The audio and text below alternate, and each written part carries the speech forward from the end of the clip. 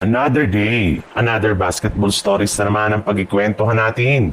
At ngayon nga ay ang balitang bumalik na nga daw ang tunay na laro ni LeBron James at ang balitang pagkapanalo ng Golden State Warriors laban sa Chicago Bulls. Tagumpay nga na naipanalo ng Lakers ang kanilang napakadikit na game laban sa Philadelphia 76ers ngayong araw sa score na 112-108. At nagawa nga nila yan sa pangunguna ni Luka Doncic na nagtala ng triple-double na umabot sa 31 points, 15 rebounds at 11 assists.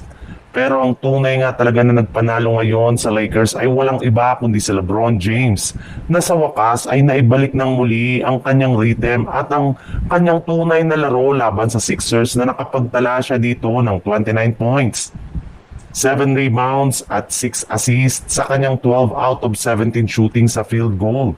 Kasama na dyan ang kanyang crucial na 10 straight points sa huling mga minuto ng fourth quarter na siyang nag-seal ng kanilang panalo. Sa madaling salita, mukhang bumalik na nga talaga ang tunay na performance ng isang 41 years old na LeBron James sa tuwing kailangan siya ng kanilang team para manalo. Sa ibang balita naman, natambakan nga ng Golden State Warriors ang sobrang nag-i-struggle na kupunan na Chicago Bulls sa kanilang game ngayong araw sa score na 123-91 sa pagtatala ng double-digit points ng kanilang anim na manlalaro sa pangunguna ni Brandon Podziemski na gumawa ng 21 points off the bench. Pero ang tunay nga talagang naging player of the game para sa Warriors ay walang iba kundi si Pat Spencer na bagamat man nga nakapagtala lamang ng 12 points, 5 rebounds at 6 assists ay siya rin naman nga ang kumontrol sa tempo ng kanilang laban simula umpisa na siyang rason bakit maaga silang nakalamang.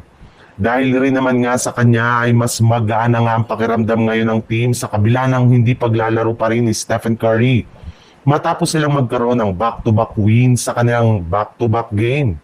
Yes, siya na nga ang naging game changer ngayon ng Golden State Warriors kaya babalik nga sila ngayon sa Chase Center na merong hawak na napakalaking momentum na maaari nilang gamitin para makakuhang muli ng panalo sa kanilang mga susunod na laban.